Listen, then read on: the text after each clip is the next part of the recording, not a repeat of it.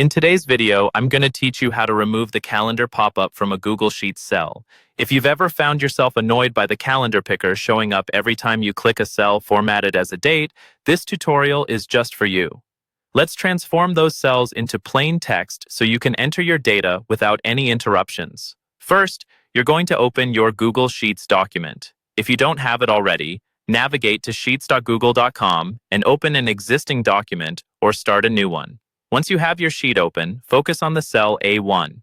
Simply click on it. You'll know it's selected when it has that familiar blue outline. Next, you'll want to highlight a range of cells. Click on cell A1, hold down your mouse or trackpad button, and drag down until you reach cell A22. This action will select everything from A1 to A22, giving you the option to apply changes to multiple cells at once, ideal for saving time if you're working with a large data set. Now we're going to adjust the format of these cells to eliminate the calendar pop-up. At the top of your screen, find the Format menu. Clicking on it will bring down a menu of options. Hover over Number to see additional choices. From these options, select Plain Text. Clicking Plain Text changes the cell format from date or any other number format to a simple text format. This step is crucial because the calendar pop-up is tied to cells formatted as dates, and switching to plain text ensures that won't happen. To ensure your changes have taken effect, double-click on any cell within your selected range, from A1 to A22.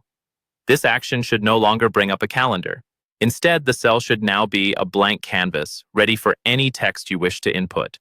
You might find references to highlighting the cells. In this guide, we've used highlight in terms of selecting or focusing on a particular cell or range. Following through from the initial click on cell A1 to the final confirmation, you're asking Sheets to pay special attention to that section. To confirm everything is working as expected, click again on a cell within your highlighted range. You should see no calendar icon appearing. As an extra tip, be consistent with your formatting settings as you continue working with other cells, especially if you're copying formulas or data. They may also carry over unwanted formatting. And there you have it. With these simple steps, you can easily remove the calendar from your chosen cells, allowing for a more uninterrupted workflow. If this tutorial was helpful to you, consider subscribing for more tech tips and tricks. Thanks for watching, and I'll see you in the next video.